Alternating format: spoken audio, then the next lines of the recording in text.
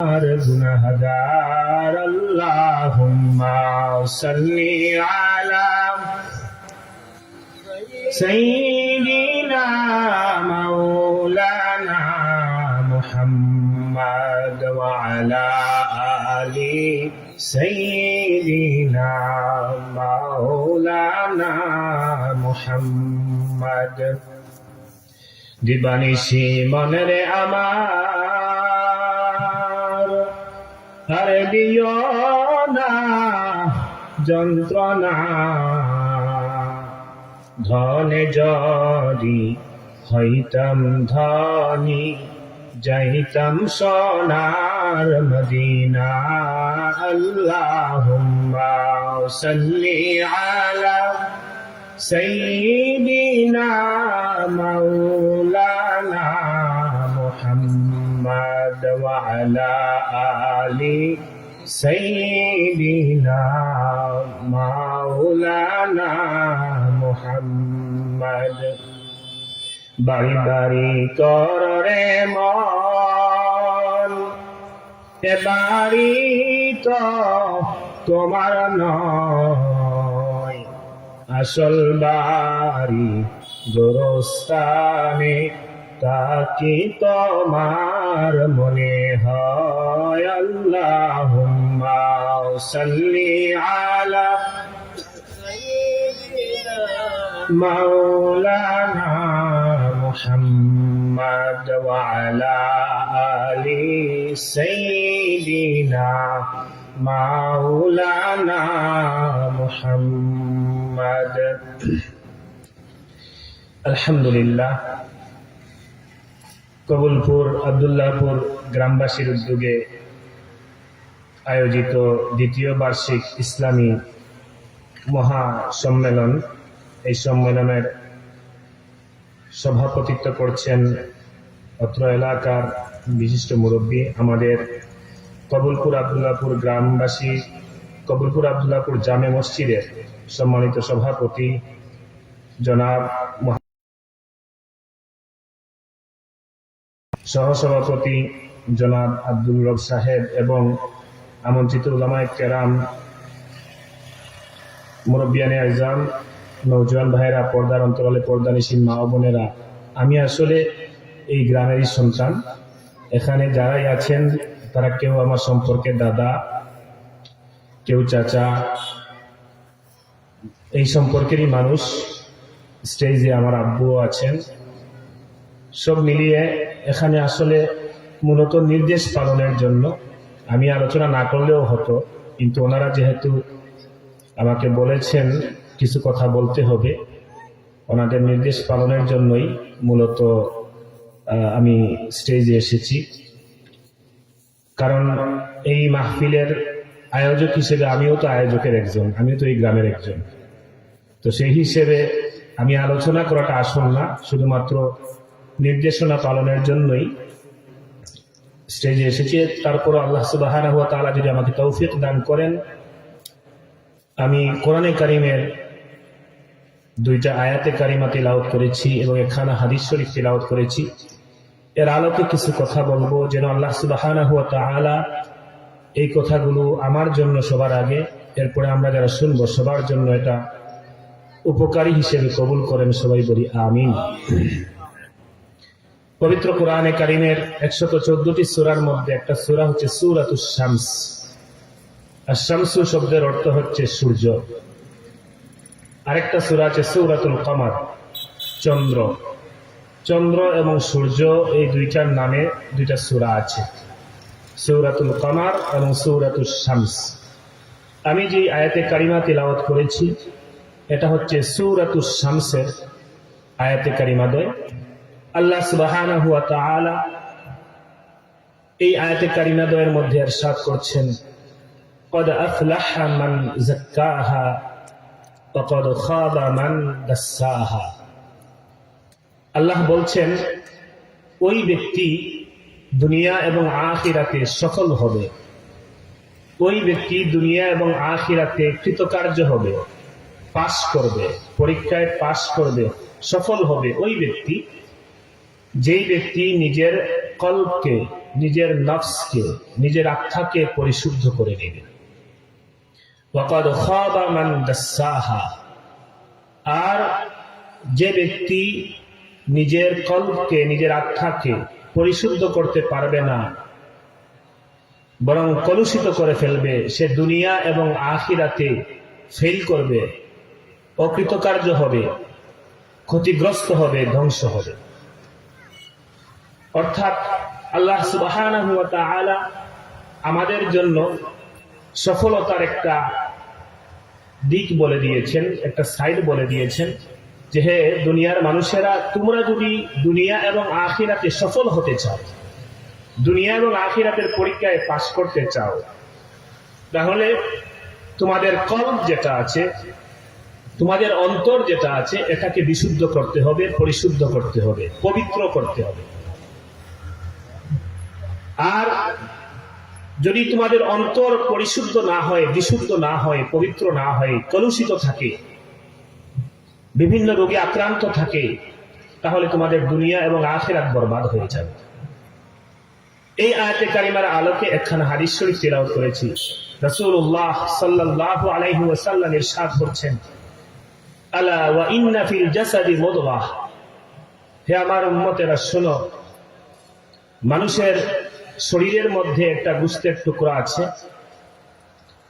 ইদা সালুহাত সালুহাল জাসাদু কুল্লুহু, যখন এই গোশতের টুকরা ভালো হয়ে যায়, পবিত্র হয়ে যায়, বিশুদ্ধ হয়ে যায়, তখন পুরো বডি, পুরোটা দেহ এর দাম বেড়ে যায়, পুরো বডিটাই সুস্থ থাকবে।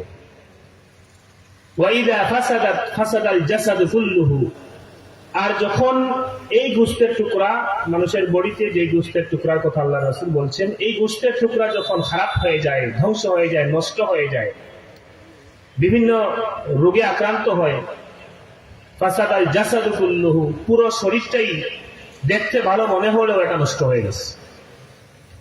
আলা ওয়াহিয়াল কলব, হে আমার সাহাবায়ে কেরাম, এই গোশতের টুকরা আর কোনো গোশত নয়, এটা হচ্ছে মানুষের হৃদয়, মানুষের কলব। হাদিস এবং আয়াতের আলোকে মূলত যে বিষয়টা আমি আলোচনা করতে চাই সেটা হচ্ছে আমাদের আত্মা, আমাদের কলব বিশুদ্ধের উপরে, তাজকিয়াতুন নফস যেটাকে আমরা বলি, আত্মার বিশুদ্ধতা, অন্তরের বিশুদ্ধতা, এর উপরে আমরা কিছু কথা শোনার চেষ্টা করব, আমি কিছু কথা বলার চেষ্টা করব। যেহেতু আল্লাহ তাআলাও বলছেন ওই মানুষ সফল যার অন্তর সুন্দর, যার অন্তর পবিত্র, যার অন্তর বিশুদ্ধ, আর ওই মানুষ ব্যর্থ, ওই মানুষ অকৃতকার্য যার অন্তর পরিশুদ্ধ নয়, অন্তর কলুষিত। এজন্য অন্তরের বিশুদ্ধতা এইটা মানুষের জীবনে খুবই গুরুত্বপূর্ণ। আমরা দুনিয়ায় আল্লাহর রহমত পাওয়ার জন্য, আল্লাহর দয়া পাওয়ার জন্য, কিয়ামতে নাজাত পাওয়ার জন্য আমরা নামাজ পড়ি, রোজা রাখি, দান সাদকা করি, হজ করি, আর অনেক ভালো কাজ করি, নেক কাজ করি। কিন্তু অনেক সময় আছে আমাদের অন্তরের বিভিন্ন সমস্যার কারণে এই আমলগুলো বরবাদ হয়ে যায়, এই আমলগুলো কাজে আসে না। এজন্য বাহ্যিক যে আমল আমরা করি, এই বাহ্যিক আমলগুলো যেহেতু কষ্ট করে আমরা করি, এজন্য বাহ্যিক আমলগুলোর মকবুলিয়তের জন্য, বাহ্যিক আমলগুলো আল্লাহর দরবারে কবুলিয়তের জন্য এবং এগুলো দ্বারা ফায়দা লাভের জন্য আরেকটা অপরিহার্য শর্ত হচ্ছে অন্তরের বিশুদ্ধতা, অন্তরকে পবিত্র রাখা। যদি অন্তর পবিত্র না থাকে, বাহ্যিক আমল কাজে আসে না। এ কারণেই এই বিষয়টা সিলেক্ট করেছি। আল্লাহ সুবহানাহু ওয়া তাআলা মানুষকে যে অন্তর দিয়েছেন, এই অন্তরের বিভিন্ন সমস্যা আছে। আমি মূলত সেই সমস্যাগুলো নিয়ে আলোচনা করতে চাই। আমি আমার নিজেকেই নসিহত করছি, পাশাপাশি যারা শুনছেন আমরা সবাই নিজের সাথে মিলাবো, আমাদের মধ্যে এগুলো আছে কিনা, থাকলে এগুলো বাদ দিতে হবে, চেষ্টা করতে হবে। কারণ এগুলো যদি আমরা না ছাড়তে পারি, অন্তরকে বিশুদ্ধ করতে না পারি, তাহলে আমাদের আমল, বাহ্যিক আমল, লেবাস, বাহ্যিক সুরত, এগুলো কোনো কাজে আসবে না। তো অন্তরের যেই সমস্যা, এগুলো নিয়ে মূলত কাজ করেন আউলিয়ায়ে কেরাম। অন্তরের যে সমস্ত সমস্যাগুলো আছে, এগুলো কিভাবে দূর করা যায়, তারা এগুলো সবক দিয়ে থাকেন। তো আমি সেদিকেও কিছু কথা বলবো। প্রথমে শুরু করি সমস্যা, একটা একটা করে কিছু কথা বলবো।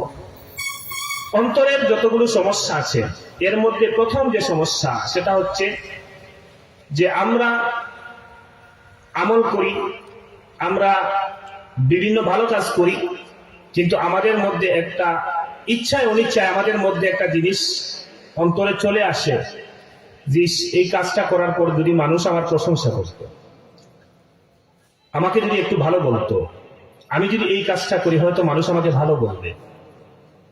এটা ইচ্ছায় অনিচ্ছায় আমাদের সবার মধ্যে একটা আকাঙ্ক্ষা থাকে এবং আমরা অনেক কাজ করি যে এই কাজটা করলে মানুষ আমার প্রশংসা করবে। ভালো কাজ করি কিন্তু নিয়ত থেকে মানুষ প্রশংসা করে। যেমন অনেক সময় আমরা দান সদকা করি, বিভিন্ন গরিব দুঃখী অসহায় মানুষকে দান সদকা করি, যাকাত আদায় করি, সদকাতুল ফিতর দেই, এছাড়াও এক্সট্রাও দান সদকা করি, সাহায্য সহযোগিতা করি। করার পরে আমাদের মনে একটা আকাঙ্ক্ষা, অনেক সময় সে প্রশংসা না করলে আমরা রাগান্বিত হই, তার উপরে গুসা করি। এটা কিন্তু আবার আমার অন্তরের বিশুদ্ধতা হয় নাই, কারণ আমি মানুষের প্রশংসার আকাঙ্ক্ষা করছি। আমরা অনেক সময় হজ করে আসি, আসার পরে আমাদের একটা আকাঙ্ক্ষা থাকে যে আমার নামের আগে হাজি লাগাতে হবে, আলহাজ বলতে হবে। যদি এটা কেউ না লাগায়, কখনো কোথাও বলে না বলে অথবা কোথাও না লাগায়, তখন আমরা আবার এটাতে রাগ করি, মাইন্ড করি, একটু গুসা হই যে আমি হজ করে আসলাম, যে আমার নামের আগে কেন আলহাজ অথবা হাজি লাগান নাই।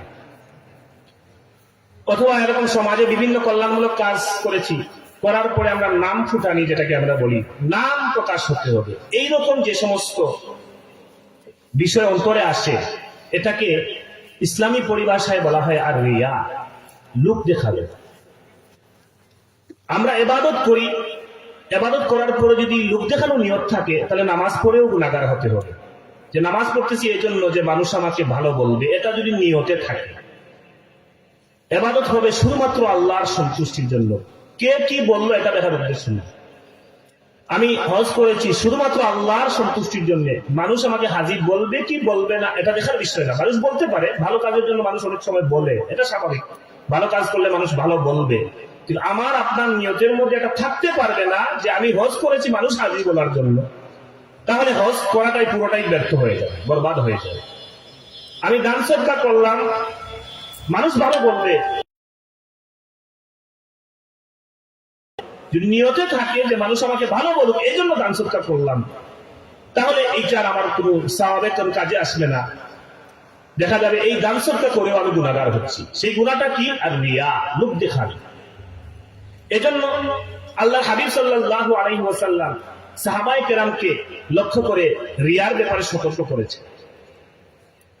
হাদিস শরীফের মধ্যে আসছে, আল্লাহর হাবিব সাল্লাল্লাহু আলাইহি ওয়াসাল্লাম সাহাবায়ে কেরামকে লক্ষ্য করে বলেন, ও আমার সাহাবায়ে কেরাম শোনো, ইন্না আখওয়াফা মা আখাফু আলাইকুম আশ-শিরকুল আসগর। হে আমার সাহাবায়ে কেরাম, আমার উম্মতেরা শোনো, তোমরা দুনিয়ার জমিনে সরাসরি শিরক করবে এমন আশঙ্কা আমি করি না। দুনিয়ার জমিনে সরাসরি মূর্তি পূজা করবে, সরাসরি শিরকে আকবার করবে এমন কোন আশঙ্কা আমি করি না। তবে তোমাদের ব্যাপারে আমার সবচাইতে বড় আশঙ্কা হলো যে তোমরা সময়ে সময়ে বিভিন্ন ছোট ছোট শিরকে লিপ্ত হয়ে যাবে। ইন্না আখওয়াফা মা আখাফু আলাইকুম আশ-শিরকুল আসগর। তোমাদের ব্যাপারে আমার সবচেয়ে আশঙ্কা যে তোমরা ছোট্ট ছোট্ট শিরকের মধ্যে লিপ্ত হয়ে যাবে। সাহাবায়ে কেরাম বলেন, ইয়া রাসূলুল্লাহি ওয়া মা শিরকুল আসগর।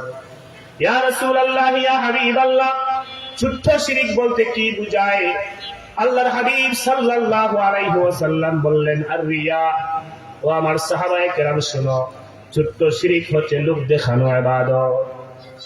মানুষ কোরআন তেলাওয়াত করবে এই নিয়তে যে মানুষ আমাকে কারি সাহায্য, মানুষ হাফেজ হবে, আলেম হবে। অনেকের নিয়ত যদি ঠিক না থাকে তারাও সমস্যার মধ্যে পড়ে।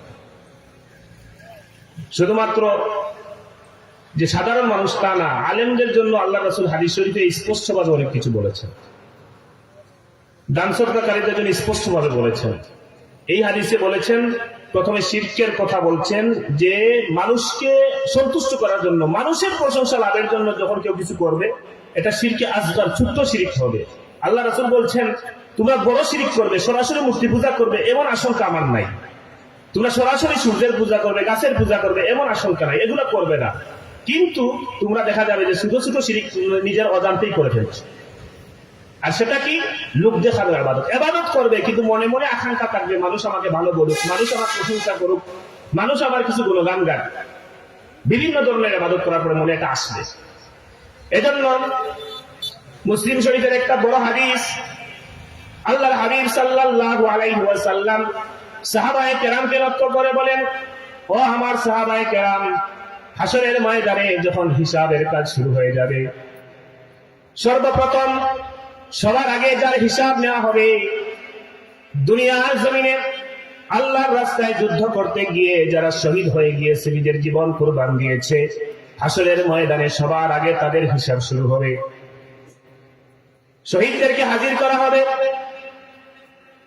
কিছু শহীদদেরকে আল্লাহ সুবহানাহু ওয়া তাআলা প্রশ্ন করবেন, দুনিয়ার জীবনে আমি তোমাকে বহু নিয়ামত দিয়েছি, অনেক রহমত করেছি, অনেক দয়া করেছি, আমার এই নিয়ামত গুলো পাওয়ার পরে ফামা আমিলতা ফিহা, এর শুকরিয়া আদায় করতে গিয়ে তুমি কি কি করেছো? ফামা আমিলতা ফিহা, আমি যে তোমাকে দুনিয়ার জমিনে এত নিয়ামত দিলাম, হাত দিলাম, পা দিলাম, সুন্দর বডি দান করলাম, রিজেক দান করলাম, দুনিয়ার যত নিয়ামত আছে দান করলাম, এই নিয়ামত গুলো পাওয়ার পরে ফামা আমিলতা ফিহা, দুনিয়ার জমিনে তুমি আমার জন্য কি কি কাজ করেছো, কি কি আমল করেছো? হাসরের ময়দানে কিছু শহীদ জবাবে বলবেন, রাব্বুল আলামিন, আপনি আমাকে দুনিয়ার জমিনে নিয়ামত দিয়েছিলেন, আমি স্বীকার করছি, এই নিয়ামতগুলোর শুকরিয়া আদায় করতে গিয়ে কাতালতু ফি সাবিলিক, কাতালতু ফিকা, রাব্বুল আলামিন, আপনার রাস্তায় আমি যুদ্ধ করেছি, আপনার সন্তুষ্টির জন্য, আপনার সন্তুষ্টির জন্য, আপনার দিন কায়েমের জন্য, ইসলাম কায়েমের জন্য আমি আপনার রাস্তায় যুদ্ধ করেছি। হাত্তাসতুশহিদতু, রাব্বুল আলামিন, যুদ্ধ করতে করতে যুদ্ধের ময়দানে আমি জীবন কুরবান দিয়েছি, আপনার রাস্তায় শহীদ হয়ে গিয়েছি। রাব্বুল আলামিন, দুনিয়ার জমিনে আমি আপনার এই নিয়ামতগুলোর শুকরিয়া আদায় করতে গিয়ে আপনার রাস্তায় যুদ্ধ করেছি, যুদ্ধ করতে করতে, দিন কায়েমের জন্য যুদ্ধ করতে করতে জীবন দিয়ে দিয়েছি। মানুষের জীবনের সবচেয়ে গুরুত্বপূর্ণ তো তার নিজের জীবন, আমি জীবন কুরবান দিয়ে দিয়েছি আপনার সন্তুষ্টির জন্য। আল্লাহ সুবহানাহু ওয়া তাআলা জবাবে বলবেন, কাযাবতা, কাযাবতা, তুমি মিথ্যা বলছো, ওয়ালাকিন্নাকা কাতালতা লিআন ইউকালা জারিউন, বরং তুমি তো দুনিয়ার জমিনে যুদ্ধ করেছিলে যে মানুষ যেন আমাকে বীর বলে, সাহসী বলে, মানুষ যেন আমাকে বাঁচলে গাজী বলবে আর মরলে শহীদ বলবে, এই আকাঙ্ক্ষা নিয়ে যুদ্ধের ময়দানে গিয়েছিলে। ফাকাদ কিলা, দুনিয়ার জমিনে তোমাকে শহীদ বলা হয়েছে, দুনিয়ার জীবনে তোমাকে গাজী বলা হয়েছে, দুনিয়ার জীবনে তোমাকে বীর যোদ্ধা বলা হয়েছে, এখন আমার কাছে আর কোনো প্রতিদান তোমার নাই। নাউযুবিল্লাহি মিন যালিক। দুনিয়ার জিন্দেগির একজন মানুষ তার জীবনের সবচাইতে গুরুত্বপূর্ণ জিনিস যেটা নিজের জীবন, এইটা আল্লাহর রাস্তায় কুরবানি দিয়েও আল্লাহর কাছে নাজাত পাবে না, নিয়ত ঠিক না থাকে, তাহলে আর কি বাকি থাকে, আর কি আছে যেটা আল্লাহর রাস্তায় আমরা দিয়ে নিয়ত ঠিক না রেখে আমি আল্লাহর কাছে নাজাত পেয়ে যাব? একজন মানুষ আল্লাহর রাস্তায় নিজের জীবনটা বিলিয়ে দিয়েছে, শুধু নিয়তে ছিল যে মারা গেলে মানুষ শহীদ বলবে, অথবা বেঁচে গেলে মানুষ গাজী বলবে, এই নিয়তে যুদ্ধের ময়দানে গেছিল। আল্লাহ সন্তুষ্টি এত তো ছিল, কিন্তু লোক সাথে সাথে এত অংশ নিয়তে ছিল, এটাও আল্লাহ পছন্দ করে না, এটাকেও শিরিক বলা হয়েছে। যে আল্লাহ সন্তুষ্টির সাথে আরেকজনের সন্তুষ্টি, আরেকজনের প্রশংসার কামনা করা, এটাও আল্লাহ পছন্দ করে না। আল্লাহ যে কোনো কাজ খালেস ভাবে তার জন্য পছন্দ করে, একনিষ্ঠ ভাবে তার জন্য হতে হবে, দুনিয়ার কাউকে শরীক করা যাবে না। এখন কিছু শহীদ এমন থাকবেন যারা মুখলেস শহীদ হবেন, তারা তো বিনা হিসাবে জান্নাতে যাবেন, এখানে কোনো সন্দেহ নেই। যারা মুখলেস শহীদ, একমাত্র আল্লাহ সন্তুষ্টির জন্য যারা জীবন দিয়েছেন, তারা বিনা হিসাবেই জান্নাতে যাবেন। কিন্তু নিয়তে গর্বিল যারা থাকবে, তারাই প্রথম হিসাবে ধরা হবে। জীবন দেওয়ার পরেও আল্লাহ ছাড় দিবেন না।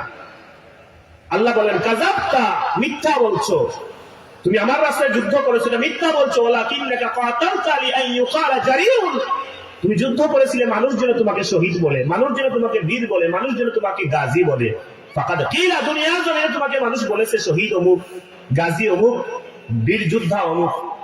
নিয়তে গরমিল থাকলে, সুতরাং দুনিয়ার জমিনে তোমার প্রতিদান দেওয়া হয়ে গেছে, তুমি যা নিয়ত করেছিলে তা পেয়ে গেছো। আমার কাছে এখন আর কোনো যাজা নাই, প্রতিদান। যেই জায়গায় শাহাদতের ফজিলত হচ্ছে বিনা হিসাবে জান্নাত, সেই জায়গায় কিছুই পাবে না। বরং উল্টো আল্লাহ তাআলা ফেরেশতাদেরকে আদেশ করবেন, একে ভালোভাবে নয়, মাথা নিচের দিক দিয়ে পা উপরের দিক দিয়ে নিয়ে জাহান্নামে ফেলো। নাউযুবিল্লাহি মিন যালিক। মাথা নিচের দিকে পা উপরের দিকে ধরে নিয়ে জাহান্নামে ফেলো। এরপরে আসরের ময়দানে দ্বিতীয় যে শ্রেণীর মানুষদেরকে নিয়ে আসা হবে, আল্লাহ সুবহানাহু ওয়া তাআলা দ্বিতীয় শ্রেণীর মানুষদেরকেও জিজ্ঞাসা করবেন, দুনিয়ার জমিনে তো আমি তোমাদেরকে বহু নিয়ামত দিয়েছিলাম, দুনিয়ার জমিনে তোমাকে বহু অনুগ্রহ করেছি, অনেক নিয়ামত দিয়েছি, আমার নিয়ামত ভোগ করেছো।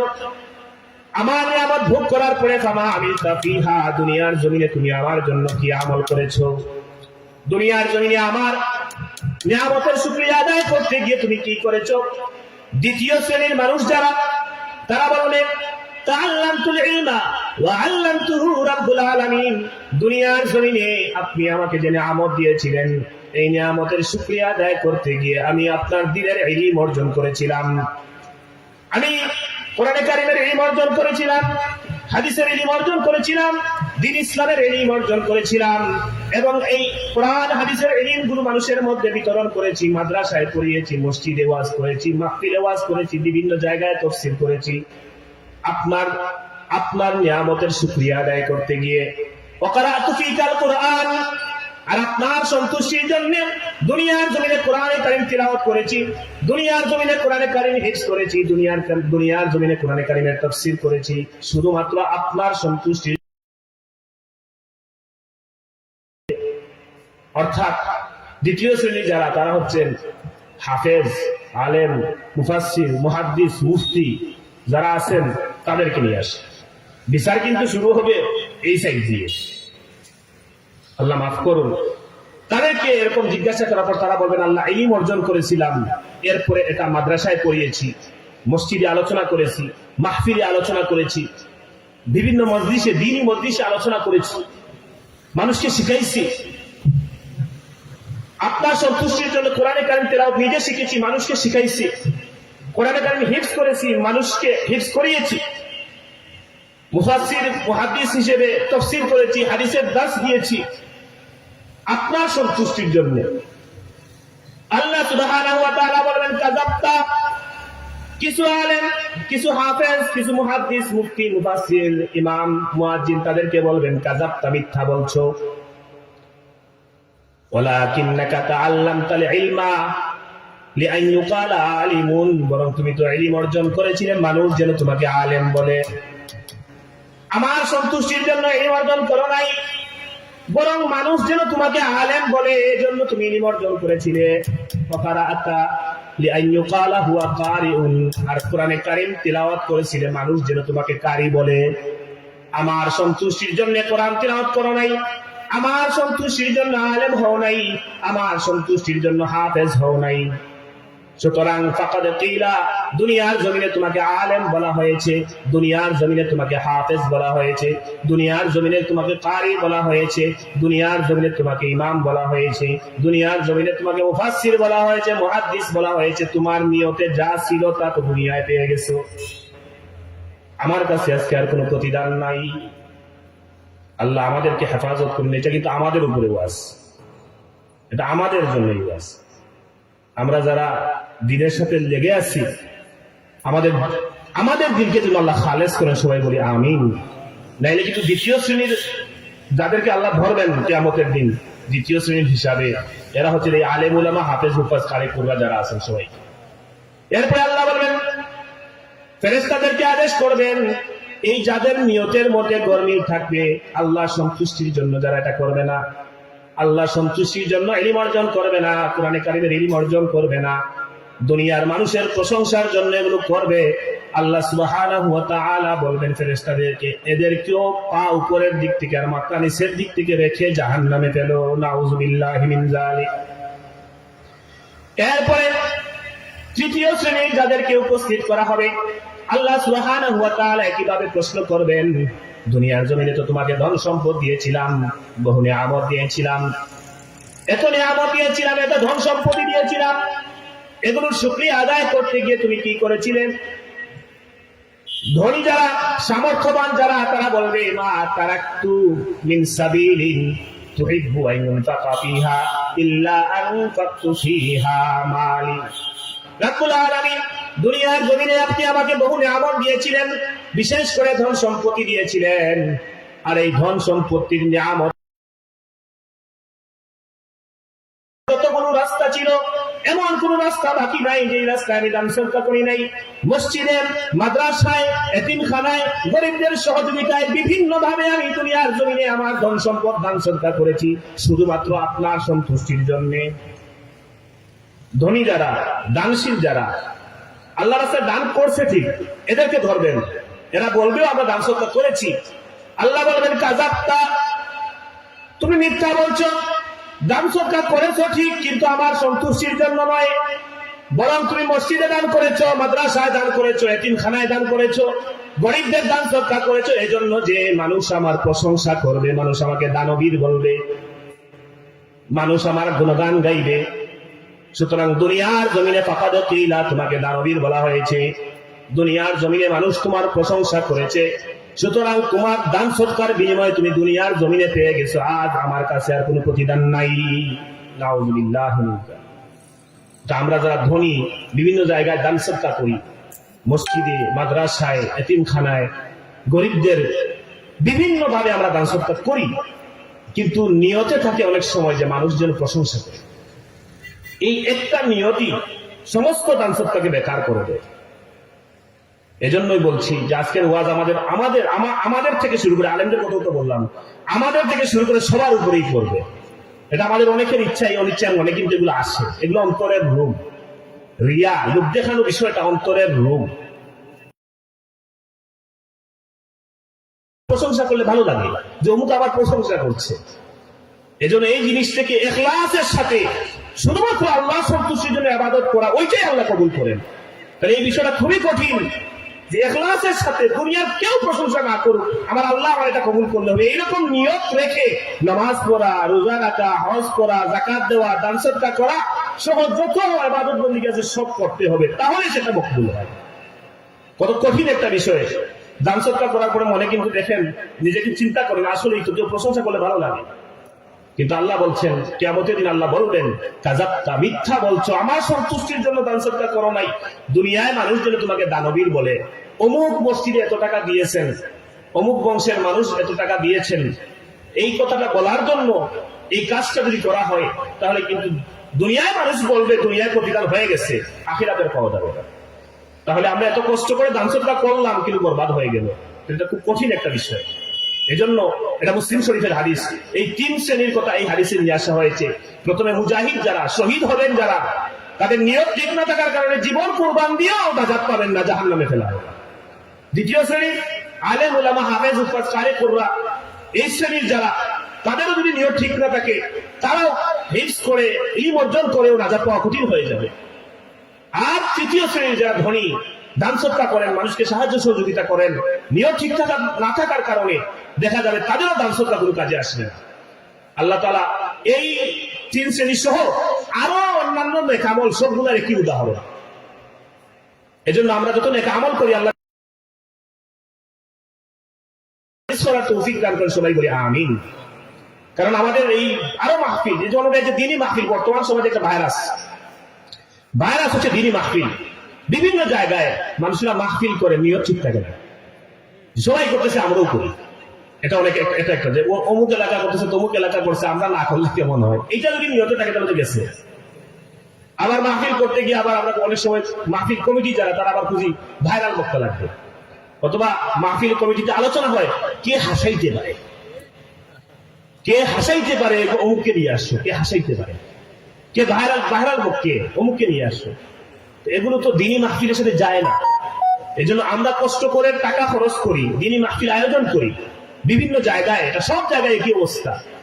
আমরা সব জায়গায় তো দেখি অবস্থা, মূল উদ্দেশ্য থাকে দুই শ্রেণীর ভাইরাল বক্তা লাগবে, নতুবা হাসাইতে পারে কে, অথচ দিনী মাহফিলের উদ্দেশ্য ছিল কান্দাইতে পারে কে, কার আলোচনা শুনে চোখের পানি ঝরবে, এমন আলোচনা আমরা চাই, এমন আলোচনা আমাদের দরকার যার আলোচনা শুনে চোখের পানি ঝরবে।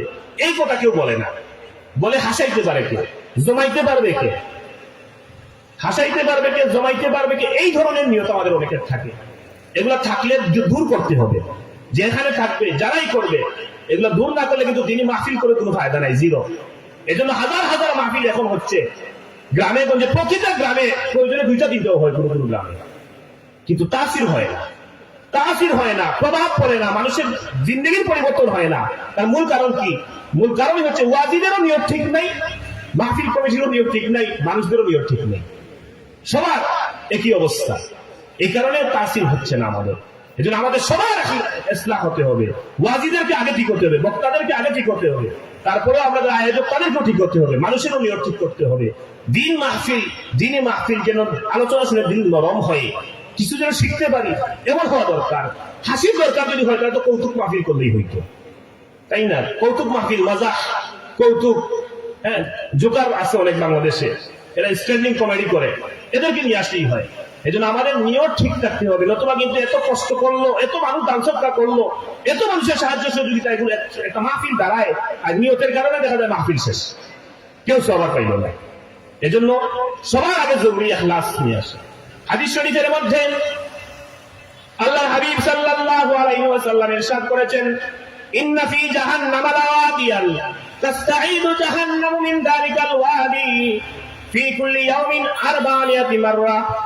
ও আমার উম্মতেরা শোনো, জাহান্নামের মধ্যে এমন একটা উপত্যকা আছে, এমন একটা গাড়া আছে, এমন একটা গর্ত আছে, যেই গর্তের আগুন এত তীব্র, এত ভয়াবহ, জাহান্নামের অন্য আগুন, অন্য অংশ ওই গর্ত থেকে আল্লাহর কাছে প্রতিদিন 400 বার মাফসা।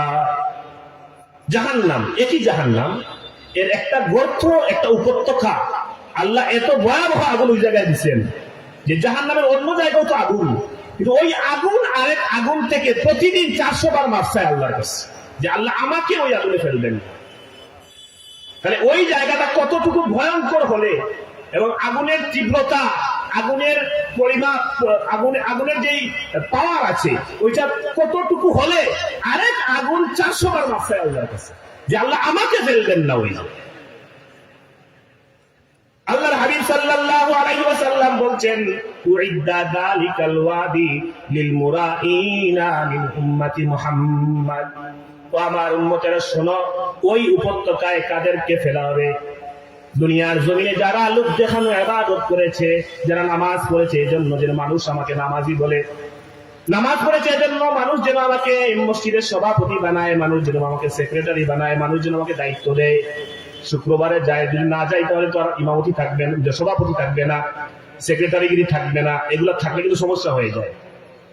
অনেক সময় নির্বাচন আসতেছে, অনেকের মাথায় টুপি উঠবে, এজন্য যে মানুষ যেন ভালো মনে করে একটা ভোট দেয়, ভালো মনে করে যেন একটা ভোট দেয়। শাহজালাল রহমাতুল্লাহি আলাইহির মাজার জিয়ারত দিয়ে নির্বাচনী প্রচারণা অনেকেই শুরু করবেন, এই নিয়তে যে মানুষ যেন ভালো বলে, মানুষ ভালো মনে করে একটা ভোট দেবে, যে এই ইসলামিক মাইন্ডের, নির্বাচন করে ক্ষমতায় গেলে ইসলামের বিরুদ্ধে কিছু বলবে না। এরকম বিভিন্ন ধরনের ধোঁকাবাজিও আছে। আবার নেক আমলের মাধ্যমে ধোঁকাবাজি, নিয়ত ঠিক থাকে না। তখন হয় কি, এই যে নামাজ, জিয়ারত, এগুলো নেক কাজ হলেও আর এগুলো কাজে লাগে না। এই জন্য নামাজে এরকম আছে, অনেক সময় নিয়ত খারাপ থাকে, আবার দান সদকা এরকম নিয়ত খারাপ থাকে, আবার হজে নিয়ত খারাপ থাকে। এই সবগুলো কিন্তু আমাদের উপরে পড়ে যায়। আজকের যে বিষয়টা, এই বিষয়টা আমাদের অনেকের উপরে পড়বে, এটা আমি জানি, কিন্তু আমরা ঠিক হওয়ার জন্য, আমি আমার নিজেকে এই জন্য আলিমদের কথা বলছি আগে, যে আমাদের উপরে নসিহত আছে, আমাদের উপরে ওয়াজ আছে। নিয়ত ঠিক না থাকলে কিন্তু আমাদেরও খবর আছে, যে আমরা সবাই ইসলাম হতে হবে, সবাই অন্তরকে ঠিক করতে হবে। এজন্য আল্লাহ বলেন, কাদ আফলাহা মান যাক্কাহা, ওই ব্যক্তি সফল যার অন্তর আগে পরিশুদ্ধ হবে, যে যার অন্তরকে ঠিক করে নেবে, যে মসজিদের খাদেম আমি যারা আমরা মসজিদের দায়িত্বে আছি, যারা স্কুলের দায়িত্বে আছি, যারা মাদ্রাসার কমিটির দায়িত্বে আছি, আমাদেরকে মনে করতে হবে আমি মসজিদের খাদেম, আমি স্কুলের খাদেম, আমি মাদ্রাসার খাদেম, আমি এতিমখানার খাদেম, আমি দ্বীনের খেদমত করছি, মুসলমানদের খেদমত করছি। এইরকম মন মানসিকতা থাকতে হবে যে আমার এই খেদমতের উসিলায় আল্লাহ যেন কিয়ামতের দিন না ডাকবেন, দুনিয়ায় কারো প্রশংসা কামনা করি না, তাহলে এটা কাজে লাগবে।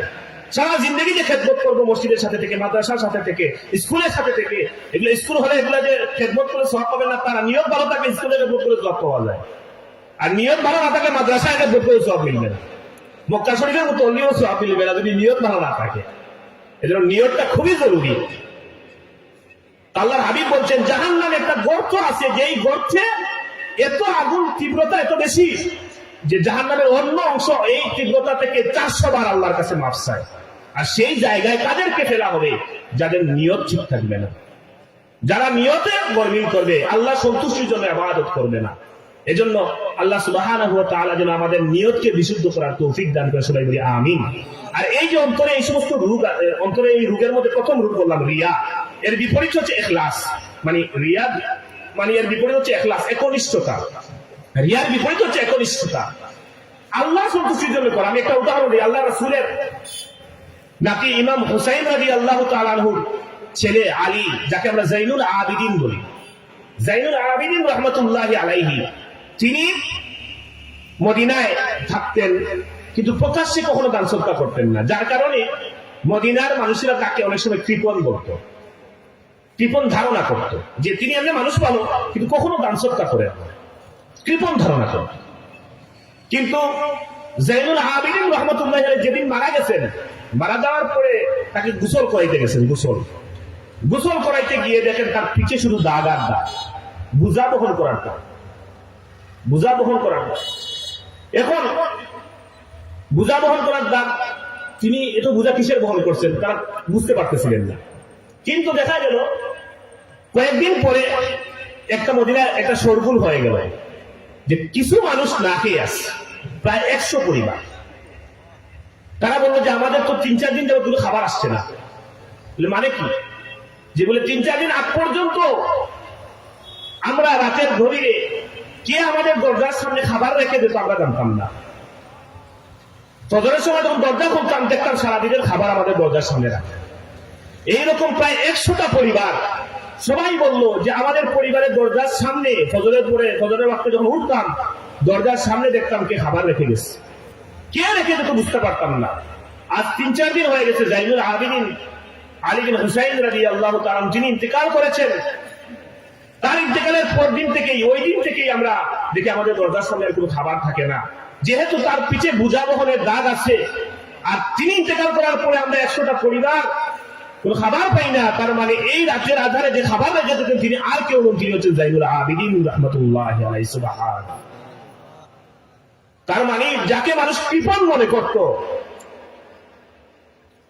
যে তিনি তো কাউকে দান সদকা করেন না, তিনি কতটা গোপনে দান সদকা করতেন, কখনো নাম প্রশংসার কখনো ইচ্ছা করেন নাই তিনি, যে আমার রবের সন্তুষ্টির জন্য আমি দান সদকা করব।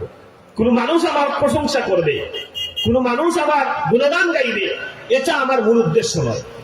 আমার উদ্দেশ্য হচ্ছে আল্লাহ সন্তুষ্টি। এজন্য তিনি 100টা পরিবারের দায়িত্ব গ্রহণ করেছিলেন। 100টা পরিবারকে প্রতিদিন রাতের গভীরে তিনি খাবার রেখে আসতেন দরজার পাশে, সারাদিনের খাবার রেখে আসতেন, এরা টেনশনই করতে হইতো না। কিন্তু তিনি মারা যাওয়ার পরে প্রায় 100টা পরিবার না খেয়ে আছে 3-4 দিন যাবত। তখন তারা বলেছে আর কেউ নয়, তিনি হচ্ছেন জাইনুল আবিদিন, যাকে আমরা কৃপণ মনে করতাম, কিন্তু দেখা যায় তিনি আমাদের জন্য খাবারের ব্যবস্থা করতেন। সুবহানাল্লাহ। কতটুকু ইখলাস থাকলে এবং আল্লাহর সন্তুষ্টির জন্য কবুল করাইতে গেলে এইরকম ধ্যান ধারণা চিন্তা চেতনা তাদের ছিল। আওলাদে রাসূল, আল্লাহ রাসূলের বংশধরের মানুষ, তারা আমাদের জন্য দৃষ্টান্ত রেখে গেছে। এজন্য আমরা আমাদের নিয়তকে বিশুদ্ধ করব। ইসলাম যারা মাদ্রাসায় আমরা পড়ালেখা করি আমরা জানি বুখারী বা হাদিস শরীফের যত কিতাবগুলো আছে অধিকাংশ হাদিস, ইন্নামাল আ'মালু বিন্নিয়াত, মানুষের সমস্ত সওয়াব আমলের, নেক আমলের সওয়াব নির্ভর করে নিয়তের উপরে। এক সাহাবী তিনি মদিনায় হিজরত করেছিলেন, নিয়তটা এমন ছিল যে একজন মহিলা হিজরত করেছেন, তাকে বিবাহ করার নিয়তে হিজরত করেছিলেন। এই খবর যখন আল্লাহ রাসূলের কাছে পৌঁছাইল আল্লাহর হাবিব সাল্লাল্লাহু আলাইহি ওয়াসাল্লাম তখন এই হাদিস বলেছিলেন যে ফামান কানাত হিজরাতুহু ইলাল্লাহি ওয়া রাসূলিহি ফাহিজরাতুহু ইলাল্লাহি ওয়া রাসূলিহি, যেই ব্যক্তি মক্কা থেকে সব কিছু ছেড়ে মদিনায় চলে আসলো, হিজরত করলো শুধুমাত্র আল্লাহ সন্তুষ্টির জন্য, আল্লাহ রাসূলের সন্তুষ্টির জন্য, তার হিজরত সেই হিসেবেই গণ্য হবে, অর্থাৎ সওয়াব দেওয়া হবে। আর মান কানাত হিজরাতুহু ইলা দুনিয়া ইউসিবুহা আও ইমরাআতিন ইয়াতাযাওয়াজুহা ফাহিজরাতুহু ইলা মা হাজারা ইলাইহি, আর যে ব্যক্তি হিজরত করবে দুনিয়া পাওয়ার আশায়, যেই ব্যক্তি হিজরত করবে কোনো মহিলাকে বিবাহ করার উদ্দেশ্যে, তার হিজরত ওই হিসেবেই গণ্য করা হবে, তার কোনো সওয়াব পাবে না, হিজরতের কোনো সওয়াব সে পাবে। এই একটা হাদিস বলা হয়েছে দিনের 4 ভাগের 1 ভাগ এই হাদিসের উপরে নির্ভর করে, মানে নিয়তের উপরে অনেক কিছু। এ কারণে আমরা আমাদের দিলকে পরিশুদ্ধ করতে হবে।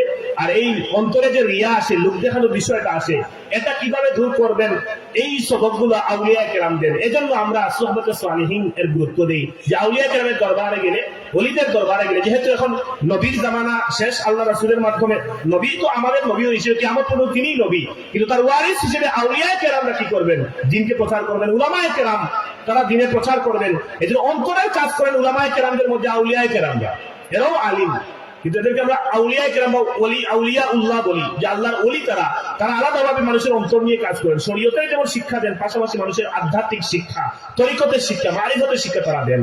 এজন্য হক্কানি বুজুর্গ, হক্কানি আউলিয়া কেরামের কাছে যাওয়ার জরুরি এই কারণেই যে অন্তরকে বিশুদ্ধ করতে হবে। তাহলে অন্তরের একটা রূপ আলোচনা করলাম, সেটা হচ্ছে রিয়া। এবার আসেন দ্বিতীয়টা, মারাত্মক আরেকটা রূপ, সেটা হচ্ছে হাসাদ, অন্তরের রোগ। এগুলো অন্তরের রোগ, দুনিয়ার কোন ডাক্তার মেডিসিন দিয়ে এটা ঠিক করতে পারবে না।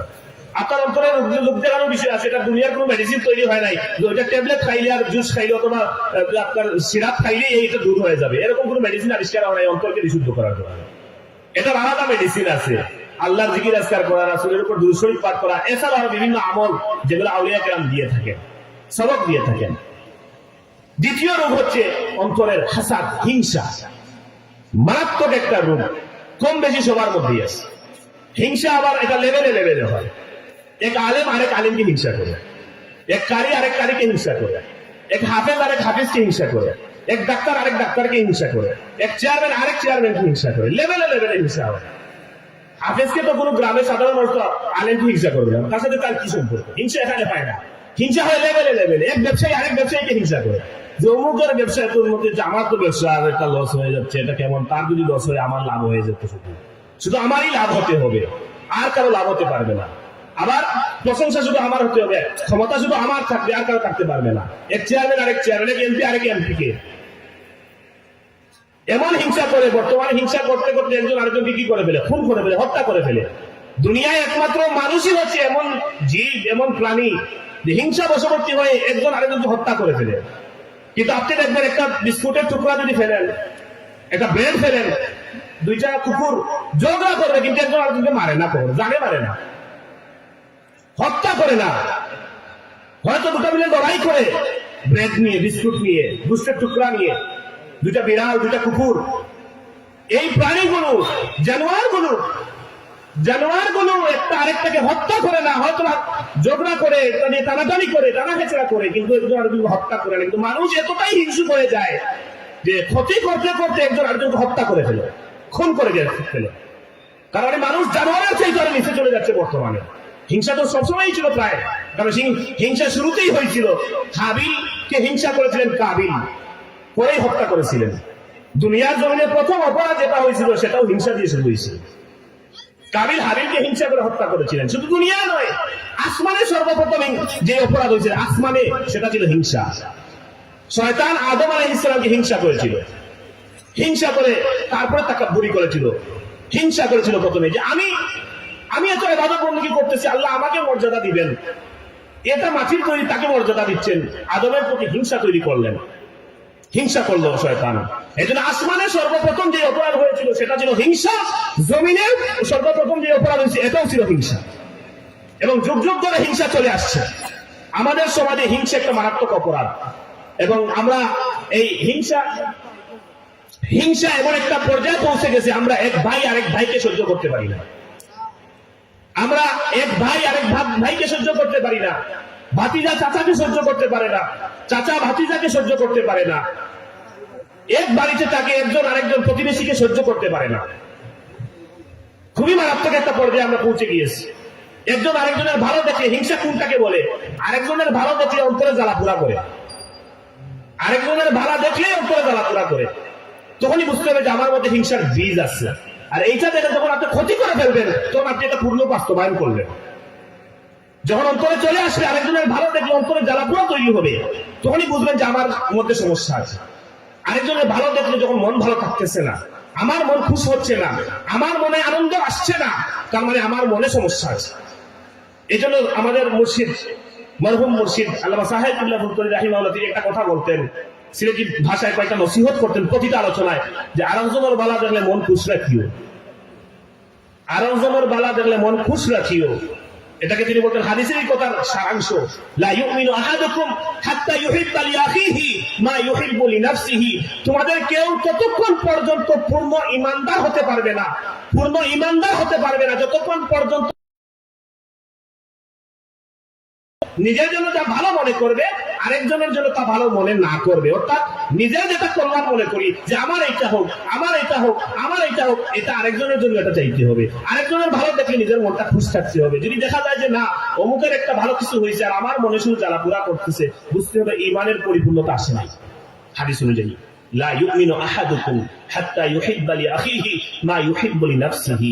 নিজের জন্য যা ভালো মনে করবে, পছন্দ করবে, আরেকজনের জন্য তা পছন্দ না করা পর্যন্ত ঈমান পূর্ণ হবে না। কত কঠিন বিষয়! ঈমান পূর্ণ হবে না, ঈমান পূর্ণ হবে না অন্তরে যদি হাসাদ থাকে, হিংসা থাকে। এই হাসাদ থেকে আমরা অনেক ক্ষতি, আমাদের অনেক ক্ষতি করি। এজন্য হাদিস শরীফের মধ্যে আল্লাহ রাসূল বলেছেন ইয়াকুমুল হাসাদা। প্রথম যে ক্ষতিটা দেখেন, প্রথম তো বললাম হাদিসের ওইটা দ্বারা ঈমানের ক্ষতি হয়ে যায়, ঈমান পরিপূর্ণ হয় না, ঈমানের মধ্যে নুকসানিয়ত চলে আসে। এক, দুই নম্বর যে ক্ষতিটা হয়, আল্লাহ রাসূল বলছেন ইয়াকুমুল হাসাদা ফাইন্নাল হাসাদা ইয়াকুলুল হাসানাত কামা তাকুলুন নারুল হাতাবা।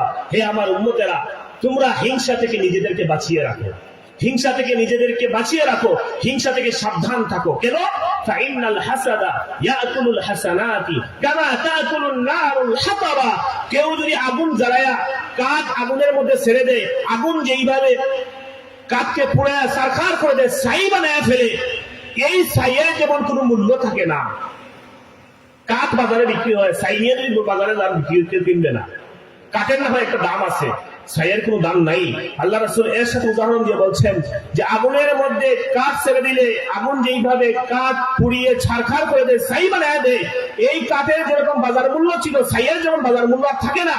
তুমি অন্তরে বিদ্বেষ নিয়ে, অন্তরে হিংসা নিয়ে, অন্তরে হাসাদ নিয়ে যতই নামাজ রোজা পড়ো, যতই হজ করো, যাকাত দাও, তোমার এই ইবাদত কোনো কাজে আসবে না, এই আমলগুলো বাতিল হয়ে যাবে।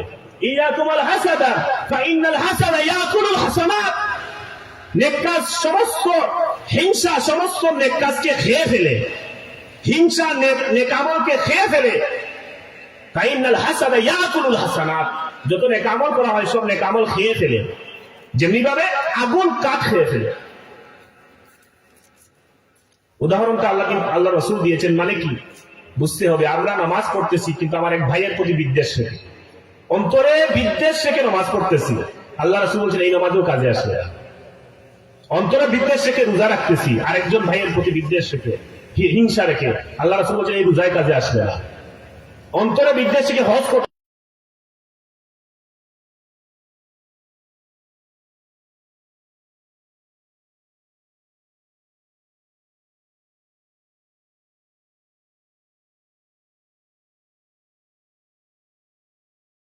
আল্লাহ রাসূল অন্যান্য বিভিন্ন হাদিসে সতর্ক করে গিয়েছেন, সাবধান করে গিয়েছেন। এই হাদিসে বলছেন অন্তরকে বিশুদ্ধ রাখো, কেমন ধ্বংস। আরেক হাদিসের মধ্যে আল্লাহর হাবিব ইরশাদ, ও আমার উম্মতেরা শোনো, তিন শ্রেণীর মানুষ আছে যাদের দোয়া আল্লাহ রাব্বুল আলামিন কবুল করেন না। তিন শ্রেণীর মানুষ যাদের দোয়া আল্লাহ কবুল করেন না। আকিলুল হারাম ওয়া মুফসিরুল গীবাত ওয়া মান কানা ফি কলবিহি গিল্লুন লিল মুসলিমিন আও হাসাদুন লিল মুসলিমিন। আল্লাহ রাব্বুল আলামিন তিন শ্রেণীর মানুষের দোয়া কবুল করেন না। এক নম্বর ব্যক্তি, এক নম্বর শ্রেণী যাদের দোয়া আল্লাহ কবুল করেন না, আকিলুল হারাম, যারা হারাম খায়, সুদ, ঘুষ, মানুষের সম্পত্তি আত্মসাৎ করে খাওয়া, মানুষকে ঠকায়া সম্পত্তি খাওয়া, বিভিন্নভাবে হালাল পন্থা ছাড়া যত পন্থা আছে এই সমস্ত পন্থায় হারাম টাকা উপার্জন করে, হারাম ইনকাম করে এই যে খাওয়াটা হয়, হারাম খাবার খেয়ে কবুল করেন না। এই জন্য আমরা অনেক সময় বলি এত দোয়া আল্লাহর কাছে করি, কবুল হয় না, পাই না কেন কিছু। এর পিছনে বুঝতে হবে যে আমাদের খাবারের মধ্যে কোনো সমস্যা আছে কিনা, এটা আগে দেখতে হবে যে আমার ইনকাম সোর্স যেটা আছে, আমার উপার্জন সোর্স যেটা আছে, এটা যেন অবৈধভাবে সুদের টাকা না হয়, ঘুষের টাকা না হয়, মানুষের সম্পত্তি অন্যায়ভাবে আত্মসাৎ করার টাকা না হয়, মানুষের সাথে ধোঁকাবাজি করে এটা টাকা যেন না হয়। এরকম বিভিন্ন অবৈধভাবে যদি টাকা ইনকাম হয় আর সেই টাকাটা যদি আমি আমার পরিবারের জন্য খাবার কিনে নিয়ে আসি আর সেটা আমিও খাই, পরিবারকেও খাওয়াই, তাহলে কারোই দোয়া কবুল হবে না। এজন্য সুফিয়ানে কেরাম যারা, আউলিয়া কেরাম যারা, তারা হালাল খাবারের উপরে সবচেয়ে বেশি গুরুত্ব দেন। যে এবাদতে মজা পাইতে হইলে, অনেক সময় আছে আমরা অনেক সময় বলি যে আমরা তো এবাদতে মজা পাই না।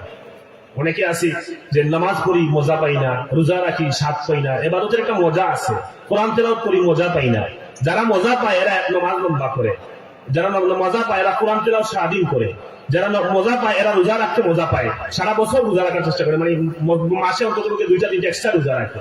তো এরকম যে ইবাদতে মজা পেয়ে যায় সে দেখা যায় সারা বছরই বিভিন্ন ইবাদত করতে থাকে। কারণ কি, সে মজা পেয়ে গেছে, আপনি আর কিছু দিলে সে ওটা মানবে না। এখন আমরা মজা পাই না, না পাওয়ার পিছনে মূল কারণ কি? একটা অন্যতম বড় কারণ আমাদের খাবারের মধ্যে সমস্যা। খাবারের মধ্যে সমস্যা বলতে ওইটা না যে আমরা ভালো খাবার খাই না, এটা না। আপনি হালাল টাকা দিয়ে শাকসবজিও খান, হালাল টাকা দিয়ে শুটকি সিরা দিয়েও খান, কিন্তু হালাল যদি টাকার খাবার হয় তাহলে এই খাবারে আপনার শরীরে যে রক্ত মাংস হবে, বেড়ে উঠবে, এই রক্ত মাংস দ্বারা আপনি ইবাদত করে মজা পাবেন। এখন সমস্যা হইল আমরা হালাল খাবার খাই না, বিভিন্ন ধরনের হারাম মিশ্রিত খাবার খাই। এখন আমাদের দাঁড়াইলে মজা লাগে না, অস্থিরতা তৈরি হয়। কতক্ষণে ইমাম সাহেব নামাজ শেষ করবেন আর দ্রুত বের হবো। শুক্রবারে সবার শেষে মসজিদে যাবো আর সবার আগে বের হয়ে আসবো, সবার শেষে যাবো সবার আগে বের হয়ে আসবো। যে সবার আগে গেলে তো মসজিদে ফার্স্ট কাতারে থাকবো, বের হইতে জামে পড়ে যেতে পারি, জামে যেন না হই। আগে গেলে তো বের হওয়া একটু কষ্ট হয়ে যায়, তো লাস্টে গেলে লাস্ট কাতারে থাকলাম, সেখান থেকে ফিরে চলে আসলাম। এরকম আমাদের অনেকের নিয়ত থাকে। আবার নামাজে এই যে সারা সপ্তাহ চলে যায় নামাজ পড়ি না। কেন পড়ি না? যে এবাদতে মজা পাই না, তো এজন্য মনে করি শুক্রবারে গেলেই হবে, আর বাকিটা এবাদতে খেয়ালই থাকে না আমাদের, সারা সপ্তাহ চলে যায়, নামাজের কোনো খেয়াল থাকে না। কারণ এবাদতে মজা পাই না, মজা পাইলে আজানের আগে মসজিদে গিয়ে বসে থাকতাম আমরা। কিন্তু এই অভ্যাসটা আমাদের মধ্যে নাই। কারণ কি? কারণ আমরা আমাদের খাবারের মধ্যে কোনো ভেজাল আছে, অথবা কোরআন তেলাওয়াত করতে ভালো লাগে না। সারা বছর একবার তেলাওয়াত করছি কিনা এরকমও খুঁজে পাওয়া কঠিন হবে অনেকে, যে সারা বছরে কোরআন শরীফ খোলা হয় নাই, সারা বছরে কোরআন শরীফ খোলা হয় না, এমন বহু মানুষ পাওয়া যাবে। রমজান আসলে হয়তো বা কিছু খোলা হয়, যেহেতু রমজান মাসে কিছুটা না হয় অন্তরে একটা তাজিম রমজানের প্রতি থাকে অনেকের, তখন একটু হালকা পাতলা অনেকেই কোরআন তেলাওয়াত খুলেন, বাকি 11 মাস আর কোরআন খোলা হয় না। স্বাভাবিক, এটা আমাদের অনেকের হচ্ছে। ওই যে কি দিয়ে বস্তনি দিয়ে বেঁধে আলমারির উপরে রাখা হয়েছে, আরেক রমজান আসলে খোলা হয়। এক রমজানে একটা খতম দেওয়া হয়েছে শেষ, অথবা শাবান মাসে সর্বোচ্চ একটু গুরুত্ব দিয়ে, এই মাসটা যেহেতু শাবান মাস শবে বরাতের মাস, এই হিসেবে এই মাসে অনেকে খতম করি, আর বাকি 10 মাস আর কোনো খবর নেই। কারণ কি? এটার প্রতি আমাদের আগ্রহ, আমাদের সাথ নেই। তো এই জন্য আল্লাহ রাসূল বলেছেন, এই হাদিসে বলছেন, সালাসাতুল লা ইউস্তাজাবু দুআউহুম, 3 শ্রেণীর মানুষের দোয়া কবুল হয় না। এর প্রথম শ্রেণী হচ্ছে কারা? যারা হারাম খাবার খায়, আকিলুল হারাম, এদের দোয়া আল্লাহ কবুল করেন না। আর দোয়া তো কবুল হয় না, পাশাপাশি ইবাদতও কবুল হয় না। কারণ ইবাদতে তার শান্তি নাই, প্রশান্তি সহকারে ইবাদত করে না, তারা হুড়ো করে নামাজ পড়ে, তারা হুড়ো করে বেঁচে যে কোনো ইবাদত বন্দেগী করে, কারণ ওইটা তো অশান্তি তৈরি হয়। আল্লাহ তাআলা সারা দিন 24 ঘন্টা আমাদেরকে দিলেন, 22 ঘন্টা আমরা আমাদের কাছে ব্যবহার করব। 5 ওয়াক্ত নামাজ যদি আমরা শান্তি দিয়ে পড়ি, তাও 2 ঘন্টা লাগে মাত্র, খুব শান্তশিষ্ট ভাবে পড়লে। সেই 2 ঘন্টার সময় আমরা আল্লাহকে দিতে চাই না, 2 ঘন্টার সময় আমরা দিনে আল্লাহকে দিতে চাই না, আবার সেই আল্লাহর জান্নাতে যেতে চাই। আমরা নসিহত করতেছি, আমাদের সবার মধ্যে এরকম কম বেশি এই দোষগুলো আছে। এই অন্তরের রোগগুলো আমরা আক্রান্ত, আমরা এমনি বডি ভালো, কিন্তু অন্তর আমাদের রোগে আক্রান্ত। এই জন্য আল্লাহ রাসূল বলেছেন যে যতই বডি সুস্থ হোক না কেন, এই গোশতের টুকরা যদি খারাপ হয়ে যায়, বডিটার আর মূল্য থাকে না।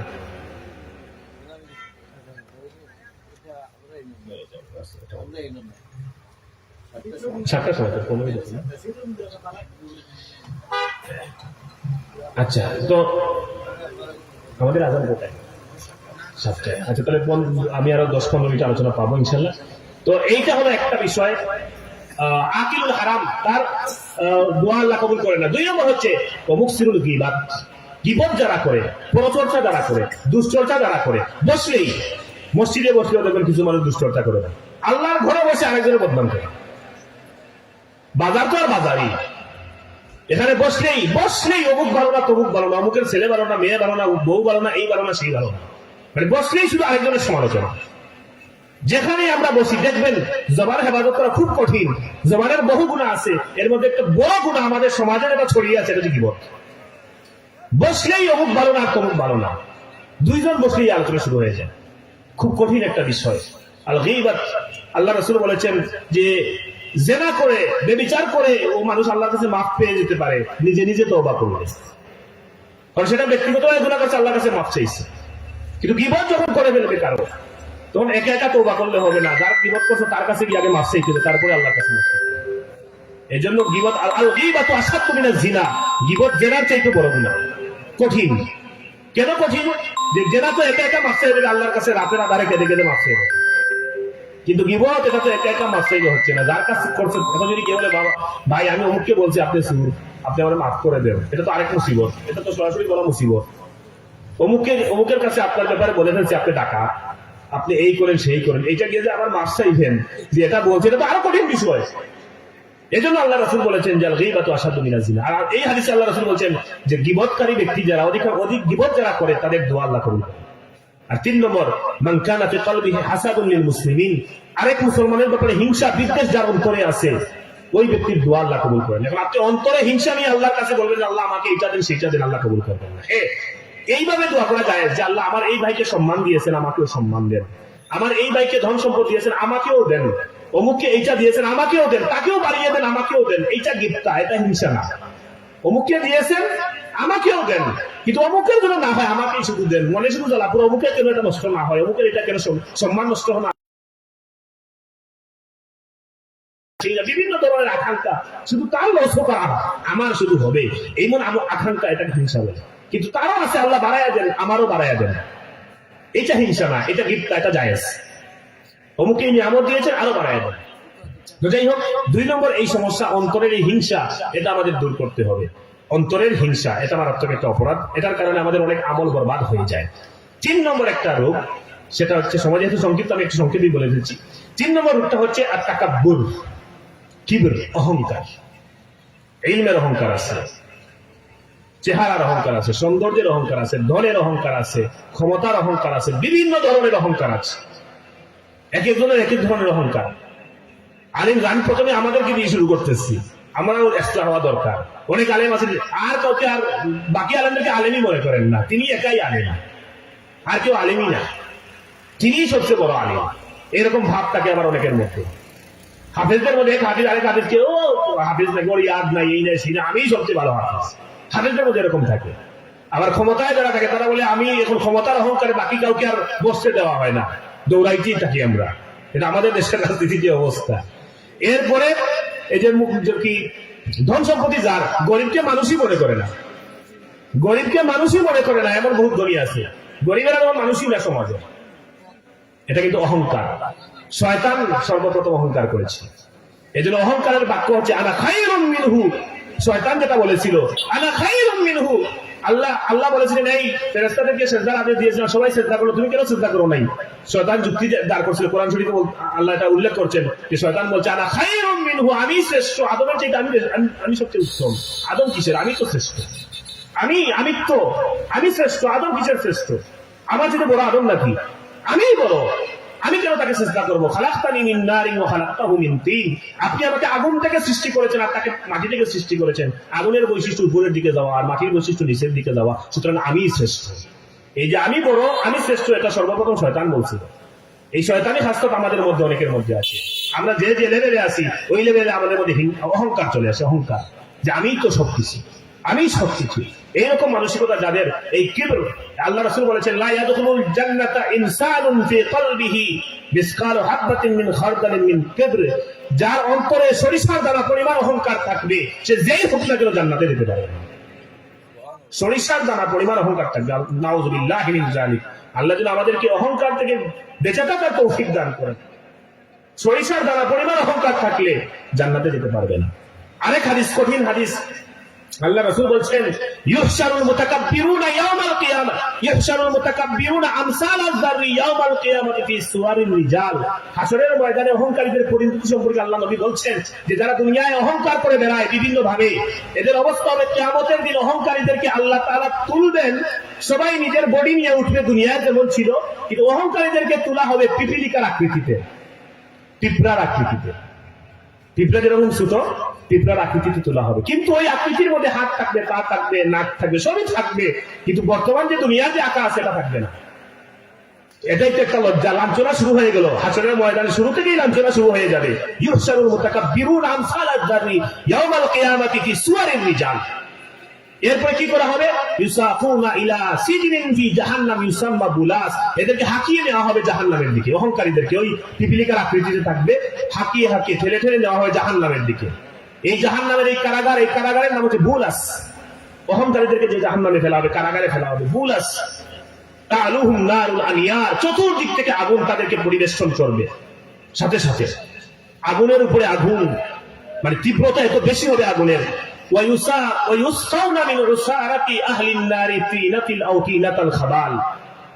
এবং তাদেরকে জাহান্নামে, উপরে যে জাহান্নামীরা থাকবে, জাহান্নামে তো স্তর থাকবে, নিচে থাকবে, এর উপরে, এর উপরে, এর উপরে, একেবারে উপরে যারা থাকবে জাহান্নামী, এদের আগুনে পুড়ে রক্ত পুষ যা যাবে এগুলো তো নিচে জমা হবে। ওই নিচে থাকবে অহংকারীরা, তাদেরকে এগুলো খাওয়ানো হবে। নাউযুবিল্লাহ। তাহলে আবার চিন্তা করুন, অহংকার এটা কিন্তু অন্তরে আমাদের চলে আসে। অনেক সময় আমরা নিজেদেরকে কন্ট্রোল করতে পারি না। আমরা বিভিন্ন সময় মানুষের কথাকে মূল্যায়ন করি না। সমাজে সবার কথাকে যেরকম আমরা দেখবো, সবাইকে সমান চোখে দেখার কথা, কিন্তু না অমুকের টাকা আছে, অমুক অহংকার করতে পারবে, আমার টাকা নাই, আমি অহংকার করবো না। মানে বিষয়টা হচ্ছে অমুকের টাকা আছে, অমুকই শুধু একাই সবকিছু করবে। গরিব একজন মানুষ যদি একটা কথা বলে, তুমি কথা বলতেছিস, অপমান করা, মানুষকে ছোট করে দেখা, অবজ্ঞা করা, এগুলো অহংকারের আলামত।